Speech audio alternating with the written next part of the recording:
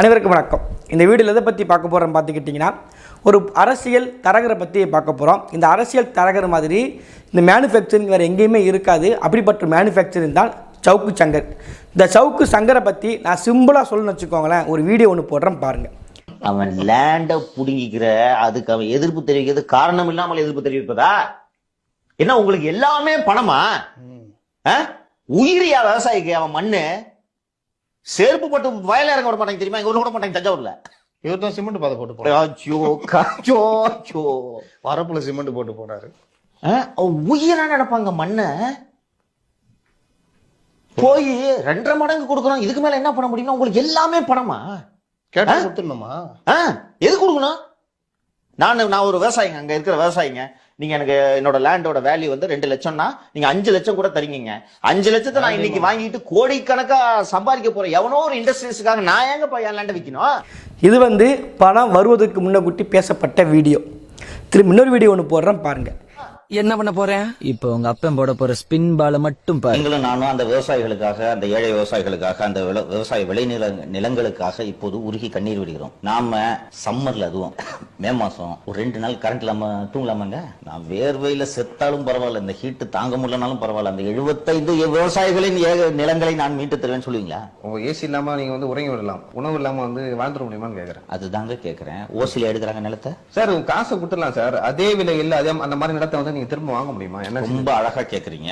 அது மாற்று நிலம் என்எல்சி கொடுத்துதான் கேக்குறேன். ஈசிஆர்ல அக்கறையில அந்த 1 ஏக்கருக்கு பதிலா ஆளுக்கு 2 பிளாட் கொடுத்துலாமா விவசாயிகளுக்கு? விவசாய நிலமே கேக்குறேன். அப்போ இங்க இருந்து நேரா திருச்சி நோக்கி வாகனம் போகிறது. நடுவுல ஒரு 3 ஏக்கர் விவசாயம் நல்லா விளையாட நிலம் இருக்கு. ஹைவேஸ் இப்படி கொண்டு போலாமா? இப்படியே பேசிட்டு இருந்தா உனக்கு பைத்தியம் தானே பிடிக்கும்? பைத்தியம். இது வந்து பெறப்பட்ட பிறகு பேசப்பட்ட வீடியோ. அதாவது விவசாயிகளுக்கு ஆதரவாக ஒரு வீடியோவில் பேசுகிறார். அந்த நிலத்தை விட்டு எங்கெங்கே உள்ள போவாங்க அவங்க? வேறு எங்கே ஏற்பாடு கட்ட முடியாதா? வேறு எங்கே வருஷம் நிற்க முடியாதா? வேறு எங்கேயும் ரெடி பண்ண முடியாதா அப்படின்னு பேசுகிறாரு. ஆனால் பணம் பெறப்பட்டதுக்கு பிறகு இதே சவுக்கு சங்கர் என்ன சொல்கிறாருன்னா, ஈசிஆர் ரோட்டில் அவங்களுக்கு இடம் கொடுத்துருமா, திருச்சி ஹைவேல அங்கே பெரிய ஒரு சாலையை போட்டு 2 பக்கத்து விவசாயத்தை போட்டு கொடுத்துருமா நக்கல் ஹைகோர்ட்டில் உட்காந்து பேசிகிட்டு இருக்கான். இதுதான் சவுக்கு சங்கருடைய உண்மையான ஈத்தரத்தகவல் தான் ஒரு முகம். இந்த சவுக்கு சங்கர் பார்த்துக்கிட்டிங்கன்னா வந்து ஒரு சாக்கடை விழுந்த பண்ணி, இந்த பண்ணி போனால் அந்த இடம் நாசமாக போயிடும். இது கிட்ட வரவே வேண்டாம், உன்னை ஒதுக்கியே வச்சுக்கிறோம். ஆனால் நமக்கு ஒரு கட்டத்தில் இப்போ பார்த்து எல்லாருக்குமே தெரியும், விவசாய சின்னம் வந்து நமக்கு வந்து இல்லைங்கிறது இருக்குது. அதாவது இன்னொரு கட்சிக்காரன் கொடுத்துட்டாங்க. அப்போ அப்படி இருக்கும்போது பிஜேபி கட்சிக்காரன் எப்படி பேசுவான், ஏடிஎம் கட்சிக்காரன் எப்படி பேசுவான், ஒரு சங்கி திமுககாரன் எப்படி பேசுவான், அப்படி இணையாக ஒரு வார்த்தையை நக்கலாக உட்காந்துக்கிட்டு எப்படி நான் பேச்செல்லாம் பார்த்துட்டிங்களே நக்கலாக சிரிச்சுக்கிட்டு எங்கள் சின்னத்தை கூட காப்பாற்ற முடியலங்க இவங்க எப்படிங்க வந்து நாட்டை காப்பாற்ற போகிறாங்கன்னு சொல்லி கேணத்தனமான கேள்வி கேட்குறான். ஆனால் நெறியாளர் ஒருத்தர் நியூஸ் 18ல் நெறியாளர் ஒருத்தர் சீமான் கிட்ட ஒரு நேர்காணல் எடுக்கிறாங்க. அந்த காணொலி போடுறேன் பாருங்க. இல்லை விண்ணப்பிக்கலாம், விண்ணப்பம் அறிவித்து 10 மணிக்கு விண்ணப்பிக்கலாம் அப்படின்னும் போது இவங்க 10:01 முன்னமே அந்த விண்ணப்பம் கொடுத்து அவங்களுக்கு உடனே அது ஒதுக்கீடு செய்யப்படுதுன்னா இதில் ஏதோ ஒரு பின்புலம் இருக்குன்னு பார்க்குறீங்களா? இருக்குதானே அப்புறம் அதை போய் பேசி அதை தெரிஞ்சிருது. அப்புறம் அதை போய் பேசி புண்ணியம் இல்லைல்ல. இப்போ நான் வந்து தேர்தலில் நின்று தேர்தல் தேதி அறிவிச்சுட்டு 10 நாள் கழிச்சு எனக்கு சின்ன ஒதுக்குனாங்க. அவருக்கே இப்போ அவ்வளோ அவசரமாக இதை பாரு, நீங்க பாரதி பிஜேபி இதை பண்ணுச்சான்னு கேட்டீங்கன்னா பண்ணிருக்கலாம், எனக்கு தெரியாது. பண்ணதான் செய்வான், பண்ணதான் செய்வான். ஒரு கட்சி 8% வாங்கி 7% வாங்கியிருக்கீங்க. அடுத்து வளரக்கூடிய கட்சி சின்னத்தை கூட காப்பாற்றலன்னா தமிழ்நாட்டை எப்படியா காப்பாற்றீங்க? 10 மணிக்கு தேர்தல் ஆணைய அலைக்கு 10:01 அந்த பிஏபி கட்சிக்கு வந்து சின்னத்தை ஒதுக்கியிருந்தாங்க. அவன் கேட்கவே இல்லை. கேட்காத கட்சிக்காரனுக்கு இந்த ஒன்றிய அரசு கட்டுப்பாட்டை கூட தேர்தல் ஆணையம் உடனடியாக அவன் விவசாய சின்னத்தை ஒதுக்குறாங்க. அதுதான் நடந்தது. 10 மணி 10:01 சின்னத்தை கொடுத்துட்டாங்க. ஆனால் இந்த புரோக்கர் பையன் ஒன்றுமே தெரியாத தற்கொலை முன்னமானிக்கு உட்காந்துக்கிட்டு இன்னமும் நம்ம வாலண்டியராக வந்து சின்னத்தை கை விட்ட மாதிரியும் நமக்கு அந்த சின்ன வேண்டாம்னு சொன்ன மாதிரியும் நம்மளே விட்டு போன மாணிக்கவும் அவர் ஒரு வதந்தியை உட்காந்துக்கிட்டு இணையதளம் உங்களுக்கு பரப்பிக்கிட்டு இருக்கான் இந்த புரோக்கர் பையன். அதாவது நம்ம கட்சி மீது வந்து அவதூறு பரப்புறது வேற, அந்த அவதூறு பரப்புறவனுக்கு ஆதரவு நிற்பான் தெரியுமா? அது அதை விட அயோக்கிய பையன். தினமலர்னு ஒரு பத்திரிக்கை, அப்புறம் தினகரன் ஒரு பத்திரிக்கை, எல்லாருக்குமே சமீபத்தில் தெரிஞ்சு என்ஐஏ ரைடு வரும்போது ஆனால் சாட்டை திருமுருகல் வந்து நாம் தமிழர் கட்சியை உடைக்க போகிறாரு, புதிதாக விடுதலை புலிக்கு இணையாக ஒரு அமைப்பை வந்து இங்கே தமிழ்நாட்டில் ஆயுத புரட்சி உருவாக்க போகிறாங்கன்னு சொல்லி ஒரு வதந்தியை, திட்டமிட்ட வதந்தியை இந்த தினகரன் தினமலம் சொல்லி ஒன்று போல போட்டாங்க. அதற்கு இணையாக அதற்கு துணை போகிற அளவுக்கு பதிவு போட்ட புரோக்கர் தான் இந்த சவுக்கு சங்கர். அப்படி பல இடங்களில் முன்னுக்கு பின்னு முரணாக பேசக்கூடியவன். இன்னும் சொல்லப்போனால் இந்த புரோக்கர் பையன் இருக்காங்களா, இந்த புரோக்கர் பையன் இப்போ வந்து ஸ்டாலின் திட்டிக்கிட்டே இருக்கான். ஸ்டாலின் சரி கிடையாதுங்க, ஸ்டாலின் சரி திட்டிக்கிட்டே இருக்கான். ஆனால் இது போன 2021 முன்னக்கூட்டி பார்த்துக்கிட்டிங்கன்னா ஸ்டாலின் மாதிரி ஒரு தலைவரை பார்க்க முடியாதுங்க, எடப்பாடி சரி கிடைங்க பேசிகிட்டு இருந்தான். இப்போ அடுத்து 2020 ஆட்சி மாறினது பிறகு எந்த ஆளுங்கட்சி வருதோ அந்த ஆளுங்கட்சி விமர்சனம் பண்ணிக்கிட்டே இருப்பான். எதிர்கட்சிக்கு அந்த மணிக்கே பேசிகிட்டு இருப்பான். ஏன்னா இவனுக்கு வந்து துட்டு தான் முக்கியம், காசு எங்கே கிடைக்கும். ஆளுங்கட்சி திட்டம்னா அது மூலமாக இருக்கிறதே ஒரு மாவட்ட செயலர், இல்லை அங்கே இருக்கக்கூடிய ஒரு ஒன்றிய செயலர், இல்லை ஒரு எம்பி, இல்லை ஒரு எம்எல்ஏ, யாராவது அமைச்சர் பார்த்துக்கு இது கொடுத்தாங்கன்னா எனக்கு தெரியாம செலவு கை காசு காய்க்கிடுமேன்ற நப்பாசையில் ஆளுங்கட்சி எடுத்து விமர்சனம் பண்ணிக்கிட்டே இருப்பான். ஆளுங்கட்சி விமர்சனம் பண்ண தப்பு கிடையாது, இவன் செலக்டிவாக விமர்சனம் பண்ண நல்லா பார்த்தா தெரியும். செலக்டிவாக இவன் கைக்கு ரூபா போயிடுச்சுன்னா ரூபா போனது பிற பற்றி எதை பற்றியும் பேச மாட்டான். இப்போ ஜீஸ் கருன்னு எடுத்து கையில் வச்சு சுற்றிட்டு நடக்கார், விட்டுட்டு இருக்கார். இப்போ சாதாரண கேள்விங்க, ஒரு பாமர் மக்களை கேளுங்க, ஐடி அட்டாச் பண்ணிட்டாங்க அந்த பகுதியில் 101, 100, 101 சர்வே எண்ணில் வந்து ஐடி அட்டாச் பண்ணிக்காங்கன்னு சொல்கிறாங்க. அட மங்குனிப்பையில் ஒரு சாதாரணமாக நம்ம ஈஸின்னு வில்லங்க சான்றிதழ் இருக்குது, அந்த வில்லங்க சான்றிதழ் போட்டாலே என்ன பிரச்சனை என்ன ஏதுங்கிறது எல்லாருக்குமே தெரியும். அப்போ அப்படி போடும்போது இடம் வாங்கக்கூடியவன், சென்னையில் இடம் வாங்கக்கூடிய ஒருத்தன், ஒரு ஹை பட்ஜெட்டில் இடம் வாங்கக்கூடிய ஒருத்தன் வந்து சாதாரணமாக ஒரு ஐடி அட்டாச் பண்ணக்கூடிய இடத்த வந்து வாங்கிட முடியுமா? அப்படி பார்த்தாலுமே அங்கே இருக்கக்கூட பத்திர பதிவுத்துறையில் அது இருக்க தான் செய்யும். அப்புறம் எப்படி அந்த இடத்த வாங்க முடியும்? இல்லை இவன் சொல்கிற மாதிரி இருக்கட்டுமே, அந்த ஸ்பேஸ் 2ன்னு ஒரு பாகத்தை ஆரம்பிச்சிட்டாங்க. அந்த 6வது பட்ஜெட்டில் வந்து ஸ்பேஸ் 2 ஆரம்பிச்சிருக்காங்க. இதில் இவன் சொல்கிற மாதிரியே சர்வே 1, சர்வே 101, 100 வந்து விற்கிறாங்க. அதே எண்ணெய் போட்டு விற்கிறாங்கன்னு சொல்கிறோம்லா. அப்போ ஏற்கனவே ஒருத்தன் வந்து வாங்கியிருப்பாங்களா அந்த இடத்த வந்து அப்போ இழிச்சு வாய்ப்பில்லா.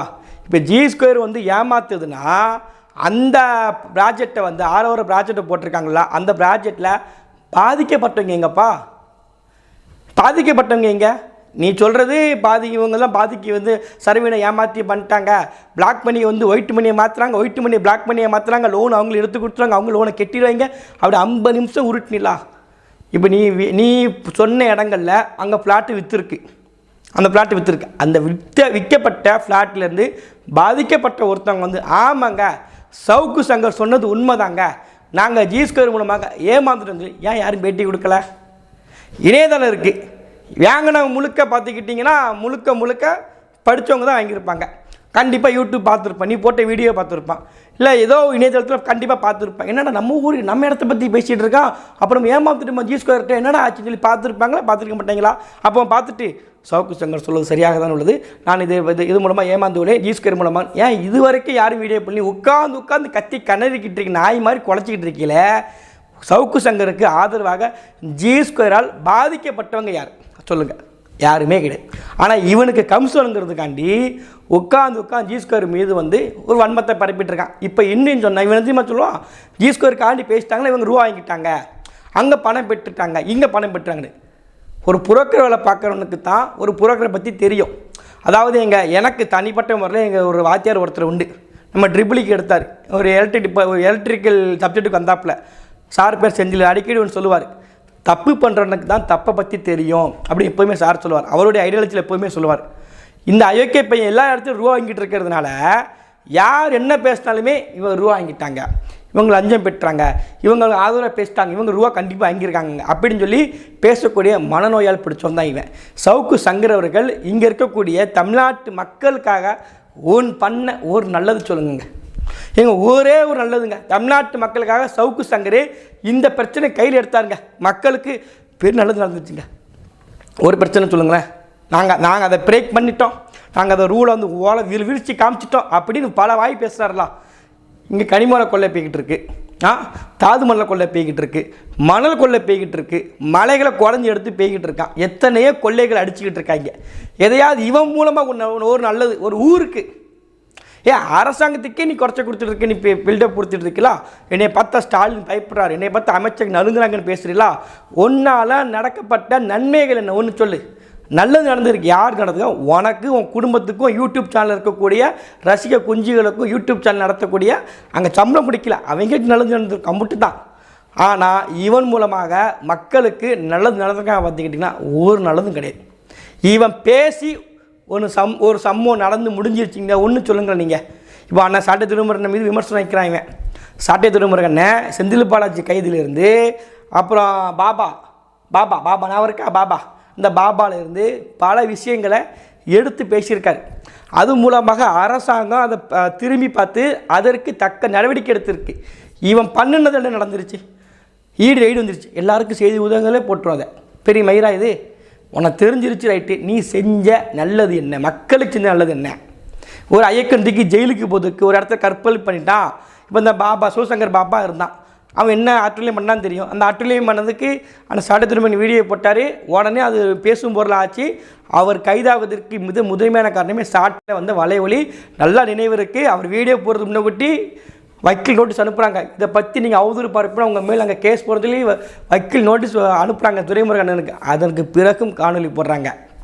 இப்போ இதே மாதிரி சவுக்கு சங்கர் துணிஞ்சு ஒரு விஷயம் செஞ்சு இது ஒரு அநியாயம் பண்ணக்கூடிய ஒரு அமைச்சர் இல்லை அநியாயம் பண்ணக்கூடிய யாராவது ஒருத்தங்க சிறைக்கு போயிருக்காங்க, பாலியல் தொழிலுக்கு துணை போகக்கூடிய சிவசங்கர் பாபாமா இருக்கக்கூடிய ஒரு காவல்துறை அதிகாரிகள் இல்லை யாரோ ஒருத்தங்க ஒரு பள்ளி நிர்வாகம் சார்ந்தவங்க யாராவது ஒருத்தங்க சிறைக்கு போயிருக்காங்க, தண்டனை கொடுத்துருக்கான்னு சொல்லுங்கள். கிடையாது. ஏன்னா இவன் பேசினதுக்கு பிறகு இவனுக்கு அமௌண்ட் வந்த உடனே வாய் மூடிட்டு போயிடும். இதுதான் சவுக்கு சங்கர் என்ற புரோக்கருடைய உண்மையான முகம். இந்த உண்மையான முகத்தை நம்ம இன்னும் வெளிச்சம் போட்டு காட்டணும்.